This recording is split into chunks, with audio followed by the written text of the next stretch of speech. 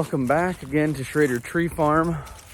I've done quite a few videos over the last few seasons of our little sugar house behind me, and I just wanted to kind of show you the system we're using for collecting our sap in our little maple woods here. We have kind of a mix of hardwoods. We have maple, we have cherry, and we have oak, and quite a few other species, but that's the bulk of what we have here on our farm.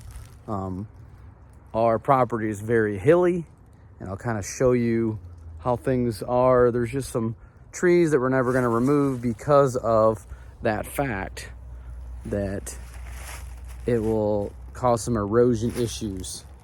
So that is why we have so many maple and various species over here. I'll kind of show you our bag system and how it works. So on this tree, we're kind of behind our sugar house over here. We have this is a maple here. This is a big sassafras. We've got quite a few sassafras in here. We have some cherry and oak. That's mainly what our whole farm consists of. But I've started using these. They're not really too, I mean, you can reuse them, but I wouldn't count on it every season. Those blue bags are 50 cents. And I get them from Roth Sugar Bush. And that's their website there. So I've got an older style here, and then we've just made kind of a rain cover out of a piece of vinyl siding. And then made a little loop of some electrical wire that just kind of loops over the tap there so that we can keep the rain out if it pours. And we've got some sap in there, big frozen chunk. Normally I just throw that out. But as you can see, this tree is in the sun on the south side of our property, and we're getting a decent flow today. But I like these bags. I think these are 3-gallon bags. I don't really like them to get more than about that much liquid in there, because then they start rubbing against the tree and then you get holes in them, and these bags will leak. So they don't last more than maybe a season or two. But that's kind of our setup. I'll show you a couple other bags, kind of how they're working. These 2 taps are dripping pretty good right now.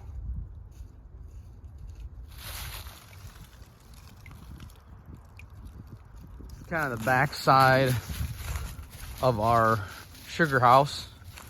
There's a puppy. She's out with me because it's a nice day. But we're going downhill. So as you can kind of see, this is a pretty good hill we have.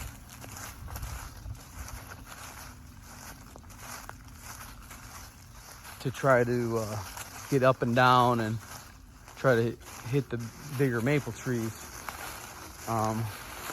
This tree down here normally runs pretty good, but I think the issue is right now is that it's not in the sun. See, it's kind of shaded.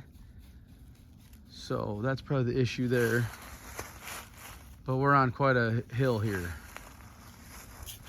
This is kind of the level. So everything's running downhill down to our lower field.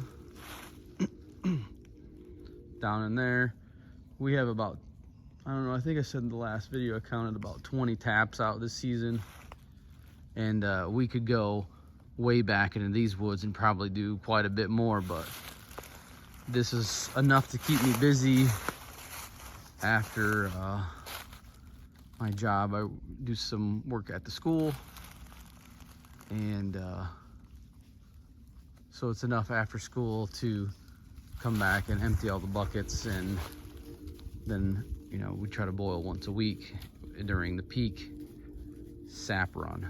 So if you have any questions about these bags, let me know. We have thought about doing tubing, but it just kind of looks ugly to me, and since we're doing such a low volume, I think this is just better for us to stick with bags. And the aluminum buckets are pretty nice too. They do tend to swing and you miss some drips, but that's okay. So